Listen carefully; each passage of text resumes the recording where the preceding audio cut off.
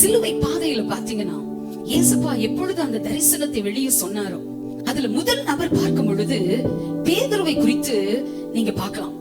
பாருங்க, இயேசுவை அறிந்த ஒரு தேவ மனிதர்.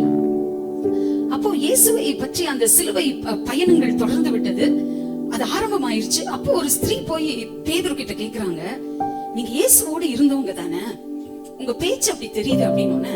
பேதுரு சொல்றாரு, இல்ல இல்ல அவர் எனக்கு தெரியாதுன்னு மறுதளிக்கிறார். அவர் எனக்கு தெரியாதுன்னு மறுதளிக்கிறார். தேவ பிள்ளையே, அந்த நேரத்துல பாருங்க, சேவல் சரியாக தன் வேலையை செய்தது.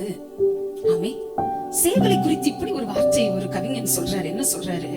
உலகில் மறதியே இல்லாத ஒரு இனம் உண்டானால் அது சேவல் தானா. உலகத்திலே வச்சு மறதியே இல்லாத ஒரு இனம். ஆமே, தன்னுடைய வேலையை சரியாய் செய்கிறது. அதிகாலையில் எழும்புது. ஆமே, தனக்கு கொடுத்த மொழியிலே ஆண்டவரை துதிக்கிறது. உலகில் ஆமே மறதியே இல்லாத ஒரு இனம் ஆமே சேவல்.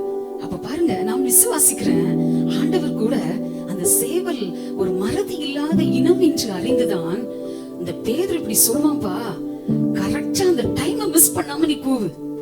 ஒருவேளை ஆண்டவர் ஒரு 6:30 மணிக்கு காலையில கூவ சொல்லியிருக்காருன்னா, இது 7 மணிக்கு கூவி இருந்தா பேதுரு திருந்தி இருக்கிறதுக்கு வாய்ப்பே இல்லைங்க. எத்தனை பேர் ஆமைன்னு சொல்றாங்க? எதற்கு இதை சொல்லுகிறேன்? சரியாய் கூவினது. ஃபர்ஸ்ட் டைம் சொல்லிருச்சு, கூவிருச்சு. செகண்ட் டைம் மறக்கலங்க.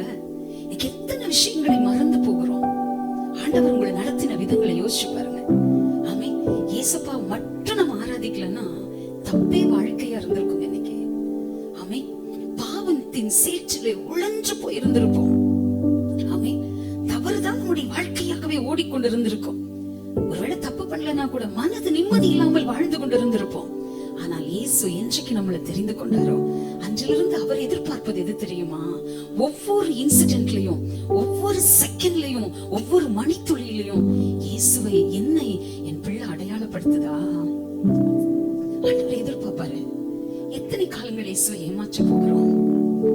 எத்தனை நாளைக்கு பாத்துக்கலாம்பா, அடுத்த வாரம் பாத்துக்கலாம்பா, அடுத்த மாசம் ஜெபத்துக்கு வந்துக்கிறேன்பா, அதுக்கு அடுத்த வருஷம் பாத்துக்கிறேன்பா. இல்ல தேவ பிள்ளையே, ஆமே, கொடுக்கப்பட்ட இந்த ஒரு வாழ்க்கையில சேவலை போல ஒரு மறதி இல்லாத ஒரு இனமா எதை வேணாலும் மறந்துருங்க, தப்பு கிடையாது. அப்பாவை ஆராதிக்கிறத மறக்காதீங்க. ஒன்று, ஒரு மறதி இல்லாத ஒரு இனமா நான் வாழணும்.